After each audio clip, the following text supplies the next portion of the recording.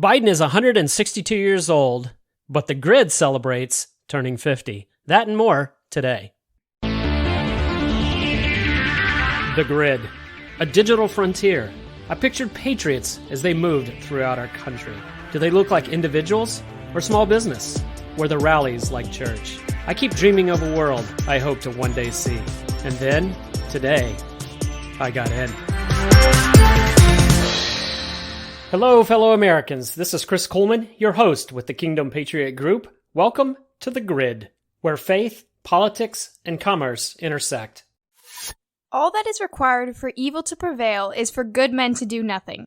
If you want to make a difference, you cannot sit on the sidelines. That's why you need to be a Kingdom Patriot. Join us today and help us fight for faith and freedom. Hi, I'm Jessica, and I'm a Kingdom Patriot.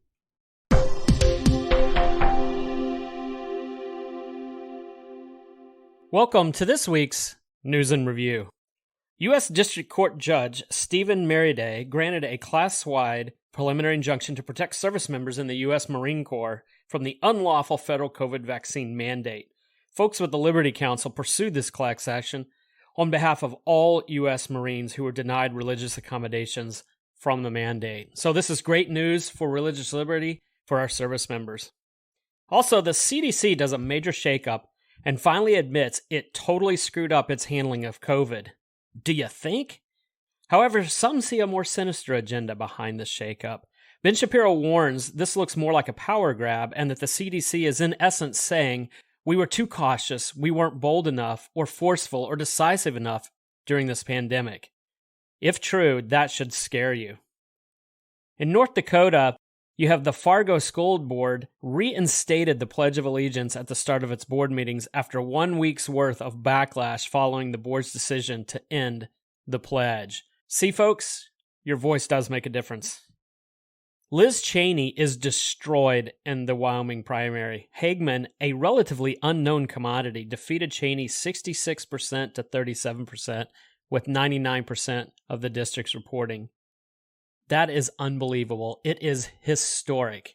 I know Trump targeted her, but in truth, she had angered a lot of Republicans a long time ago before ever Trump had decided to make her a target. Also, liberal pundit Brian Stelter is out at CNN. Well, it's about time. The American public is sick of partisan hacks masquerading as legitimate news sources. Trump seems to indicate there is a motion coming that will be eye-opening related to the FBI raid on Mar-a-Lago. We will probably have news regarding this for the foreseeable future. The saga continues. Walmart announces they will pay for some employees' abortions in states that are legal, as well as some travel expenses as well. Hey Walmart, welcome to the woke party. Analysts also continue to warn the coming negative effects of the so-called Inflation Reduction Act. In fact, it's also being reported that this falsely named act is actually going to cut net income, actual cash in the bank, for the rich and poor alike. Way to go, Joe. And while we celebrate the declining gas prices, but I have to say mainly because we've been so desensitized to how high the prices have become, that we haven't seen or maybe paid attention, at least in the national news, how much food prices are actually driving inflation. On the southern border, the Texas National Guard locked the gates to keep illegal immigrants out of Texas. So naturally, the Border Patrol promptly went and opened them right back up. According to the State Department's most recent estimates, the U.S. military left $7 billion, that's billion with a B, worth of equipment in Afghanistan. And people wonder why we don't trust the government to not waste taxpayer money. And lastly, in sobering news, Mitch McConnell is not confident that the Republicans will retake the Senate. That is very unfortunate if true, but maybe Mitch is also hedging as a wake-up call. For this week's News and Review, that's a wrap.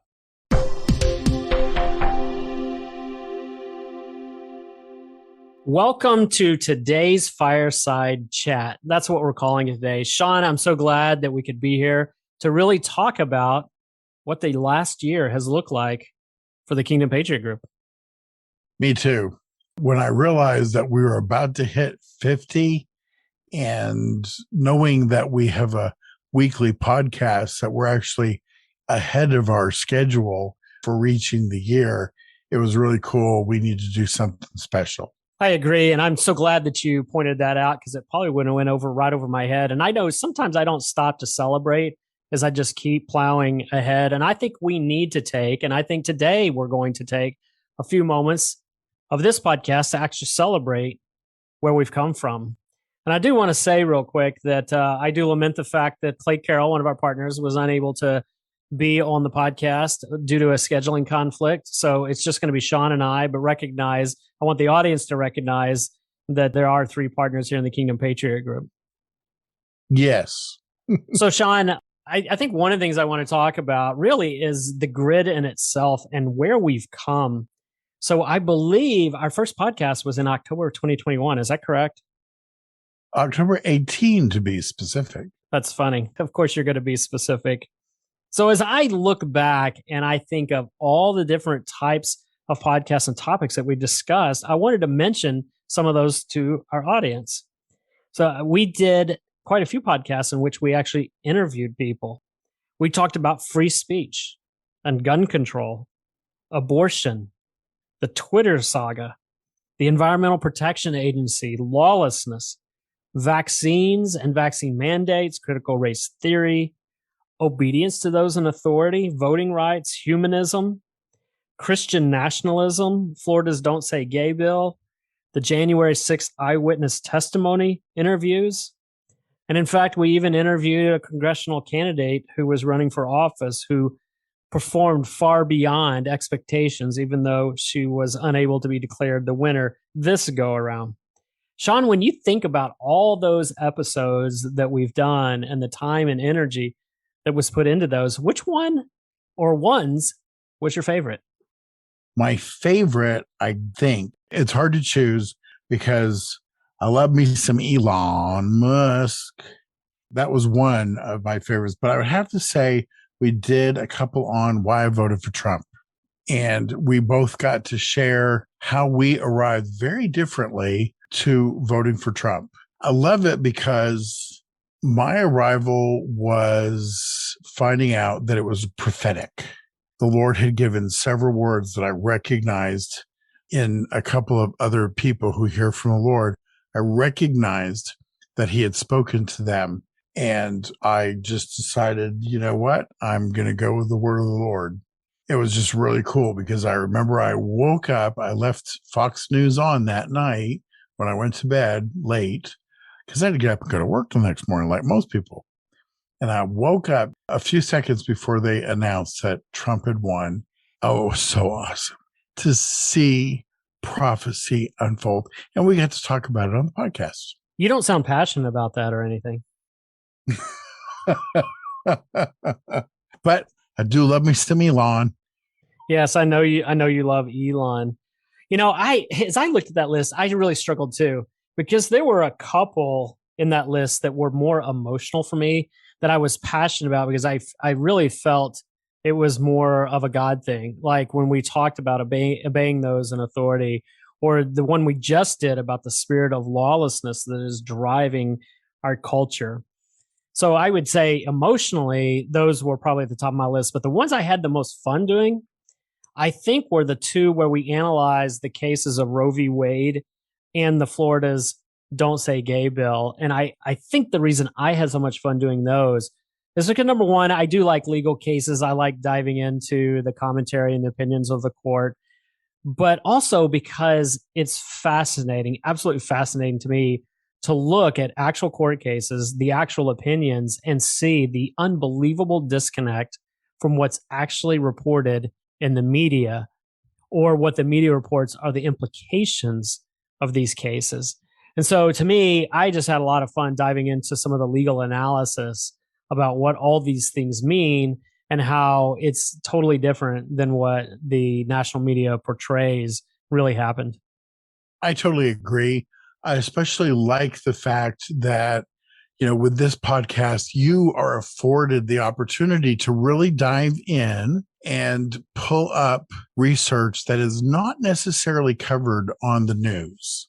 This podcast affords you the opportunity to really dig in and be able to compare and contrast some information, some tidbits of truth that haven't been covered.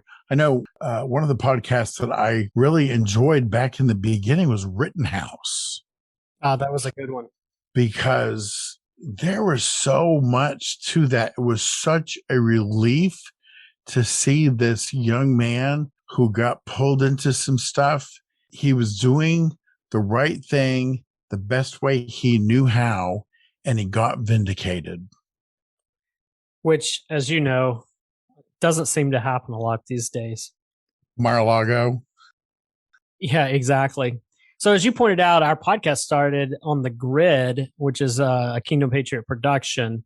It's a small part of what we hope to accomplish with the Kingdom Patriot Group, but we did start in October of last year.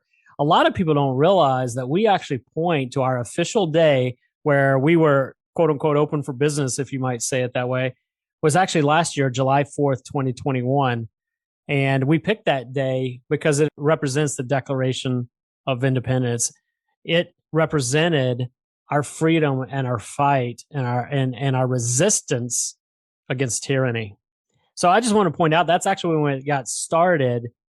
But a lot of people also don't know why we got started and what that process looked like. So I would really like to take a few minutes and really talk about why in the world did we even start the Kingdom Patriot Group? And we'll do that right after this.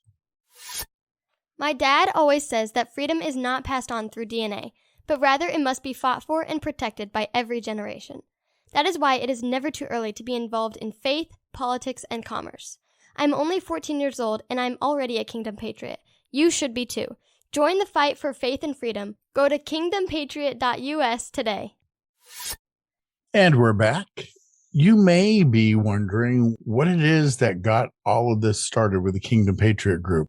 So we're going to roll a little montage to lead us into that. Let me tell you something. For the first time in my adult lifetime, I'm really proud of my country. I'm going to be working with Congress where I can to accomplish this. But I'm also going to act on my own if Congress is deadlocked.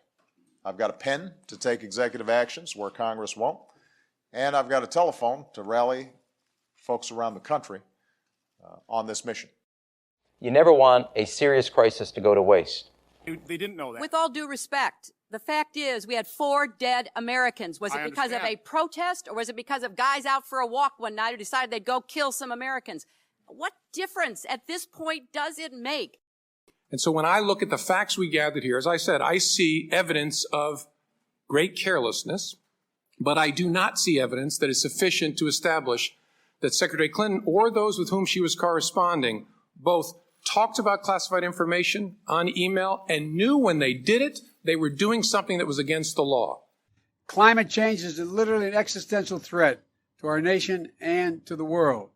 So my message today is this: since Congress is not acting as it should, and these guys here are, but we're not getting many Republican votes, this is an emergency, and I will look at it that way. I said last week, and I'll say it again loud and clear. As president, I'll use my executive powers to combat the climate crisis in the absence of congressional action.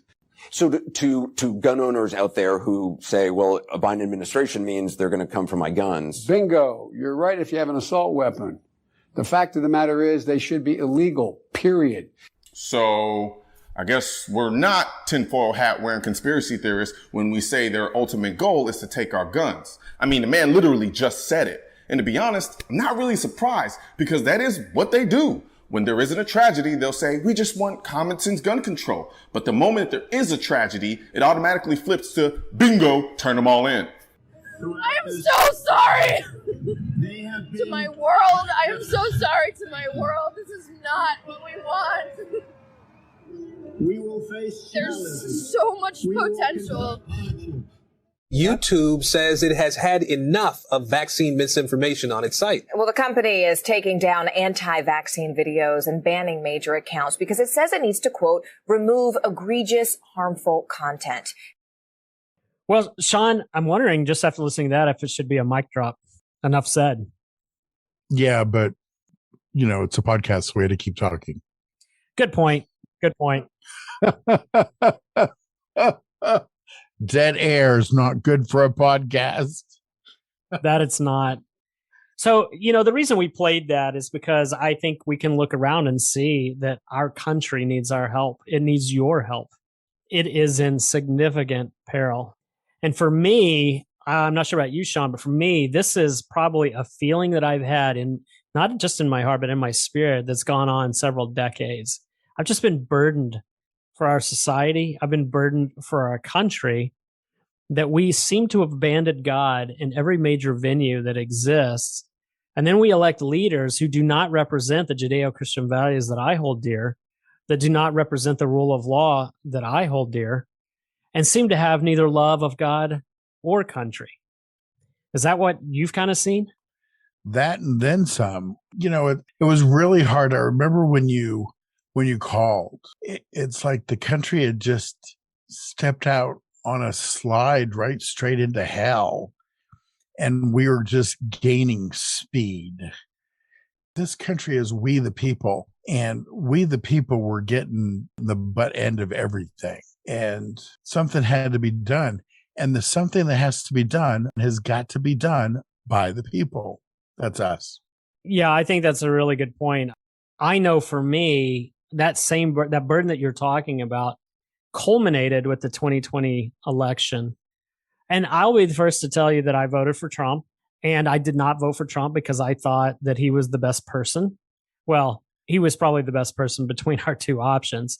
But as an individual, I didn't vote for him because I thought he was the greatest and most ethical individual. I voted him because I believe that he represented the values that most closely align with Scripture.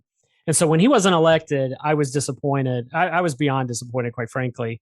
But I remember, Shaun, when Clinton was elected, and I thought the world was coming to an end, but it quickly faded. I didn't feel the same burden that I felt with the Trump election or the 2020 election. I think the reason why is just more things kept coming out, more shenanigans continued to surface. I felt like for the first time in my life, I'm 52 years old, and for the first time in my life, I said, I'm not sure that I can trust the integrity of the election. Now, so far, no one's been able to pull out the actual voter fraud. It's just smoke is everywhere. And when there's smoke, there's fire. And so I say all of that because I think having trust in our elections is one of the most fundamental rights that we have in our country. And when I began to doubt that, I knew that I wasn't alone. I knew that you had doubts, Shaun. I knew that Clay did. I knew that countless, thousands, millions of others had some of the same doubts that I had. And to me, that was for the first time what moved me beyond just sitting on my couch and being angry and upset about it. Indeed. It's like, we've got to do something. We have to do something. And there's a political party that is hell-bent on doing anything that they can to get their own way, whether it's legal or not. Absolutely. And in fact, I think we even talked about in one of our podcasts that you have one party or one cultural movement, I should say, that happens to be represented by a party that believes that the ends justify all means. And that is not the way our Constitution was written. It was, in fact, I can't remember if it was Thomas Jefferson. I don't remember who actually said it, but what they said is that our form of government was actually meant to be for a religious people, for people of faith, that without that, our form of government is really unfit to rule because it requires that we have people of character. And what we have is we have a movement out there right now that cares nothing. It cares little about the rule of law. It's all about the ends. And if the ends, in their view, is correct in their own mind, then that justifies any means to get there. That's very, very frustrating because as a conservative, I feel the opposite. I want to get to the right ends, but I think the process is even more important because one day we might be on the other side of the fence and we want to make sure that the rule of law, the process is followed. So I can't remember, was it March? Was it April? I think it might have been March or April when I contacted you and Clay and we started meeting. I think it was in the early part of 2021. Is that right? Seems like it was like March. So we ended up just starting to have calls in the evenings once a week. Do you remember some of those calls? Oh yeah, I remember I missed the first one because we have Michigan and Texas. I misunderstood the time zone, and so I showed up at the end. And you're like, we're just having general conversation, getting to know each other. But I can tell you that I was distinctly bummed because I couldn't believe I'd missed our very first meeting, because I really felt like we have to do something, and here's something practical. Yeah, I felt that too. And do you remember how much we wrestled with? We had management action plans and we had lists of things that we had to decide. And one of the things we had to decide very early on was even the name of the group. And I can remember all the different names that we were trying to come up with, some long, some short, the things that we struggled with. We just continued to wrestle that. But what I remember is that we wrestled together, that you and I and Clay, and for a little while there, Steve, we were all wrestling. We were all wrestling with, what does this mean? And ultimately, after just hours and hours of dialogue, we settled on, you know what? We need to impact faith. We need to impact politics, and we need to impact commerce. And what we have seen, I think everything that we've seen since we started the grid in October as part of the Kingdom Patriot Group, is the interrelation of faith, politics, and commerce is more clear and more apparent to me than ever before. Yeah. I know that from the beginning, we talked about, Lance Wallnau teaches a lot about the 7 mountains of influence, and we really want to cover those 7 mountains. And for us, the 3 mountains that we are covering here with faith, politics, and commerce, we speak of them. We work with those 3, keeping in mind that the other 4 are behind them. So they may not get directly mentioned, but they are definitely within our sight, anything that we're promoting for the big 3. Yeah, that's a good point. And I also remember that we struggled, maybe struggled is not the right word, we certainly wrestled with the logistical items of starting an organization. What kind of legal entity were we going to put together? We ultimately settled on an LLC, even though much of what we do almost looks like a not-for-profit. But Shaun, what was the reason that we decided to land ourselves as a for-profit? Well, if I remember correctly, it took us about 3 nanoseconds to determine that we were not going to put ourselves in a position where the IRS could invade, shipwreck, take us over, slam us down, shut us down, chew us up, spit us out as a nonprofit. Yeah, that's exactly what I remember. It's like we are not going to have the IRS control what we say. We'd just make it very plain that we are a for-profit company operating as a nonprofit. And we had to set up bank accounts. We had to file our LLC in the state of Texas. We had to get our EIN number. We had to come up with an operating agreement and how were we going to manage this organization and what was that structure. And then came building a website and working through that and setting up emails. I mean, just on and on. Sometimes it can be really challenging when you don't see the forest through the trees and you don't take a step back and see where we started and where we come. But I think we actually have accomplished quite a lot here by this 50th episode. Yeah, I do too. It became pretty clear toward the beginning after we got all the business details finally nailed down, and we're looking at how to implement vision and how to, get started. And it was really clear we needed to communicate. And the podcast was one thing that we could clearly do. Now, we'd never done one before, but Shaun can hop on and just go to YouTube University to learn about podcasting while we're working on other stuff. But the podcast seemed to be the very obvious avenue to start our communication. Yeah, I totally agree, because that's one way that we can expand our audience and make people aware of what we're doing. So really, all that infrastructure, all those discussions, all that talk about strategy and sort of how we were going to communicate our message, none of that really came to fruition until October of 2021 when we had our first episode. And now, Shaun, you've touted this a few times, but I want to make sure I share with our audience. According to some research, 56% of podcasts don't last past 10, and only 17% have more than 50 episodes. So that means that we're now in the top 83% of the country as far as doing episodes. And in fact, the median number of episodes is only 30. So I feel like we have accomplished a lot. We're very, very lean.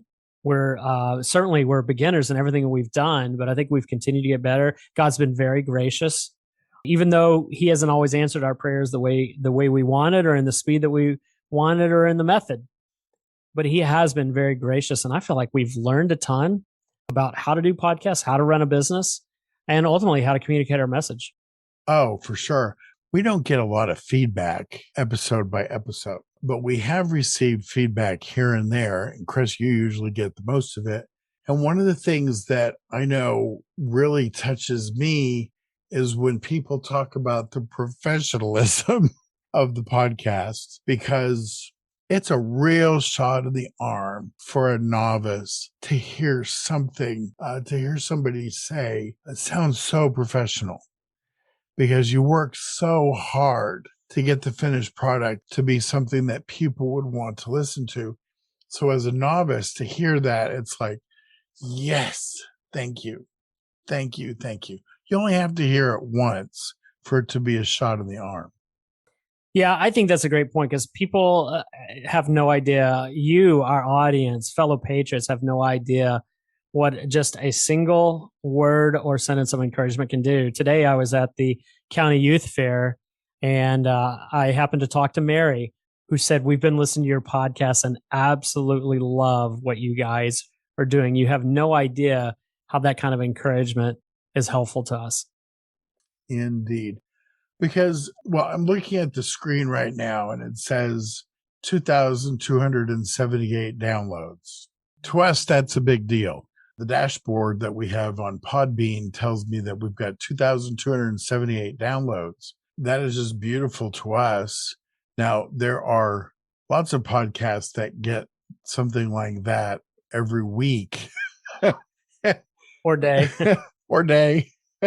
And that's total for us. We know it'll grow. I think we're averaging somewhere between 40 and 60 downloads each week. We don't have a huge audience yet, but we're growing steady. And every podcast that we do is one more under our belt. And the beauty about being able to do podcasting is, unlike television or radio, you can go to a podcast library and there they all are. Every one that's been produced, there they are. Yeah, and I just wanted to correct you, Shaun, because I think that you haven't refreshed your Podbean. We're actually at 2,280 downloads, so we've had two more just while you and I were talking. Oh, that's funny. I did not refresh. I did. I just refreshed. 2,280. That looks good too. So, I mean, we've spent most of the podcast so far talking about the grid, because that is where we've put a lot of emphasis. And that has been a primary tool that not only we have used, but we will continue to use. We will continue to grow. We will continue to get better at it. But we want to take a few moments to talk about also really the vision of the Kingdom Patriot Group on a go-forward basis, where you kind of see where we are right now, but where are we going? So we want to discuss that right after this. You're listening to The Grid, a podcast production of the Kingdom Patriot Group, celebrating our 50th episode. Thank you for joining us. Okay, now we're back. So let's talk about a little bit about where we're going. Again, we talked about, Shaun, about this burden for faith, politics, and commerce. And we've talked a lot about, really, I would say, the politics, not so much that we've mentioned on this podcast, but that's what we have done in the podcast. We touch on all three, but what does that really mean? And so I wanted to talk about just kind of this vision of building a network of businesses that are of like-minded in their love for country, in their love for God, that they want to push back against this woke crowd, that they need a place of refuge when this woke mentality, when this godless, this lawlessness of culture comes after them. And make no mistake, it is coming for your business. Shaun, can you give just a few examples? So we've got things like diversity, equity, inclusion. In some cases, it's just called diversity and inclusion. It is running rampant through HRs in large corporations like cancer. It's contagious like cancer isn't. It's racist at the same time that it's trying to combat racism. So you're combating racism with racism. It's subtle. It forces people that go through this indoctrination and testing to think that they have unconscious bias. It's going through these corporations big time. Another thing that's going through things like ESG, environmental social governance, that's coming. That's driven by banking, by big business. It is wreaking havoc in various places, but it's coming through big corporations, and it will have a credit score. And that's when I say credit score, it's going to have a score. And having a big score is going to be a big deal in order to be able to do commercial loans, things for your business. That is eventually going to get turned on the small businesses. And it's going to be a mess. We have to work together. And that doesn't even touch the surface about all the different mandates and what happens. I mean, what we have seen is that it's not just the business pushing this on their employees, because that's what you kind of see a little bit with the DEI and the ESG especially. But what you see it is you see groups of radical so-called consumers pushing this on the business itself. So it's not always just the corporation pushing down through its team members. It's actually the culture out in the world trying to erase or cancel. It's really the cancel culture to cancel out a business because they don't like their political viewpoint or they don't like their stance on a particular belief system. And so when we see that, what we want to be able to do at the Kingdom Patriot Group is say, hey, we've got access to a whole nother market that you might not have considered, because there are people that are willing to do business with you specifically because of your stance for freedom and Judeo-Christian values. That's really where we want to go. And as I've listened to other podcasters, there are organizations and companies that are rising up to do things of that nature, to become a harbor for those who, I think of Redbubble, for instance. You can go to Redbubble looking for a job and land a job in a company that's not going to take your political views and use them against you. They're not going to judge you based on that.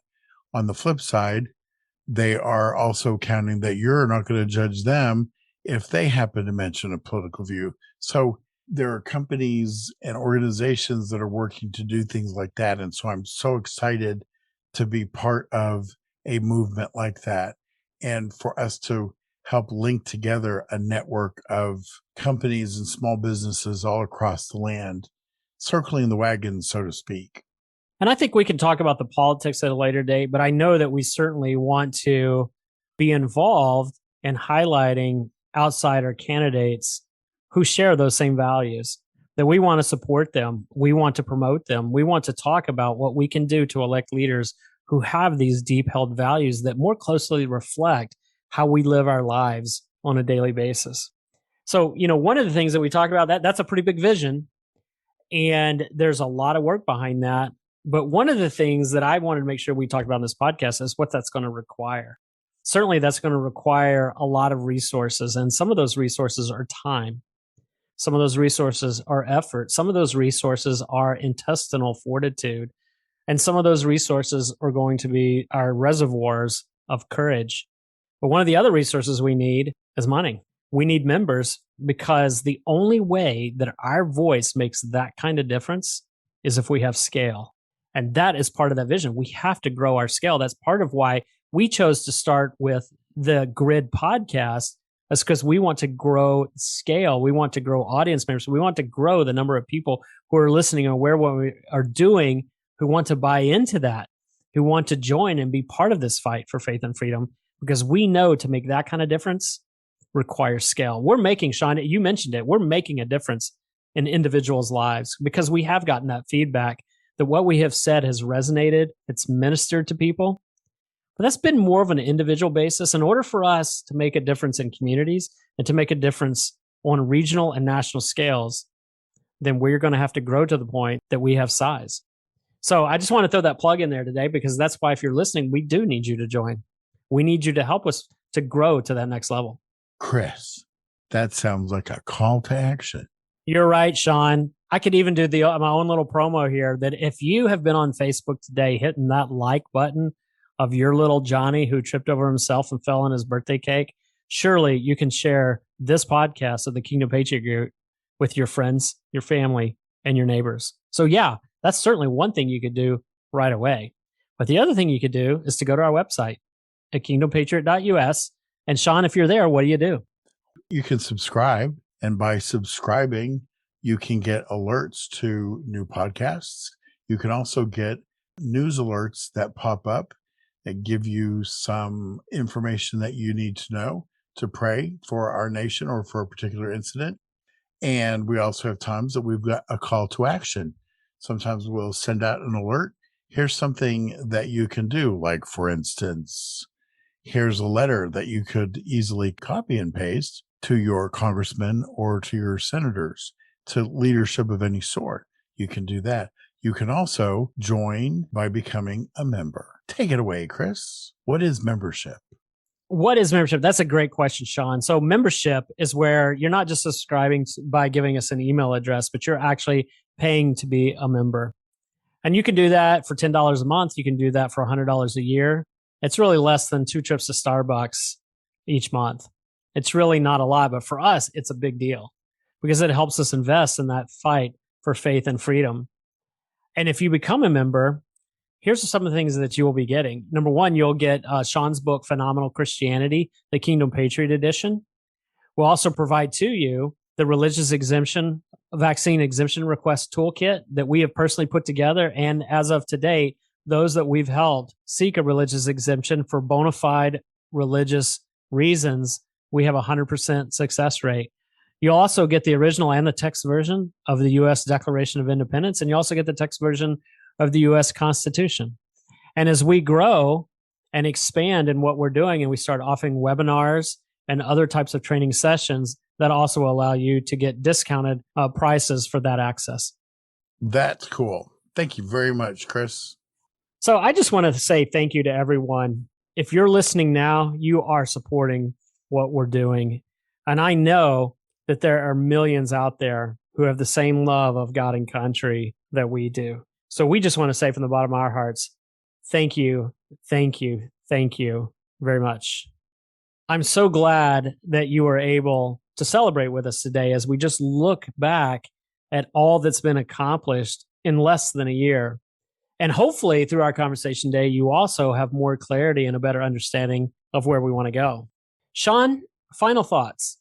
Got a couple of final thoughts. One is, it was apparent from our very first podcast, the Grid was intended to be the flagship podcast. We do hope to help sponsor and launch many other podcasts because there are so many topics that need to be covered that podcasts do really, really well. But this is intended to be our flagship. And it was very obvious from the beginning that Chris owns this microphone. And it was awesome. The intention was for the two of us to co-host.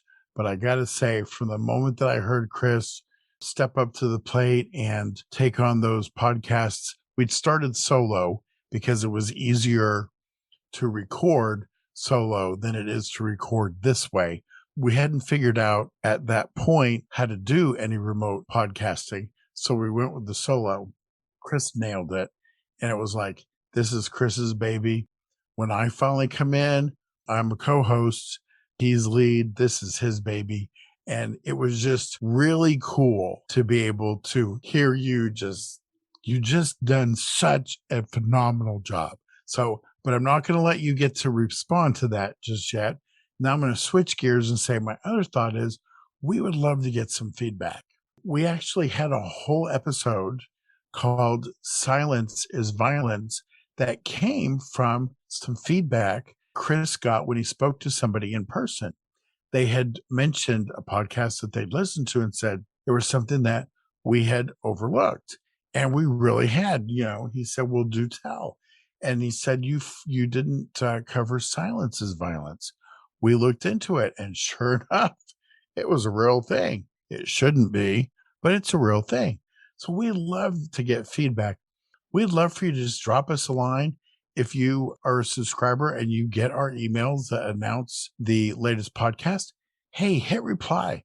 Let us know. Has maybe an episode helped you? Was there one in particular that you really, really liked? Have you learned something that we have shared? Anything like that would be really good. And hey, you might have something in your feedback that could trigger a whole podcast. We would love that.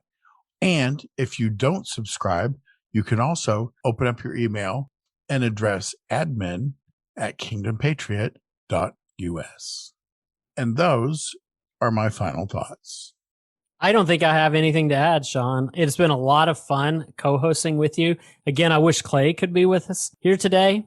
We do plan on doing something special for the 100th. The 50th episode just kind of caught us by surprise. I just happened to be looking at the folder numbers and realized, whoa, we need to do something to celebrate 50. So we're going to put it on the calendar, and Clay will be able to be involved in our 100th episode. Sounds great. Till next time, I'm Chris Kuhlmann. And I'm Shaun Griffin, and we are Kingdom Patriots. Also, don't forget to visit our website at kingdompatriot.us to join the movement of faith and freedom. That's kingdompatriot.us. Join today so that together we can make a difference. Your membership is appreciated. Your input is valued. Your voice is needed.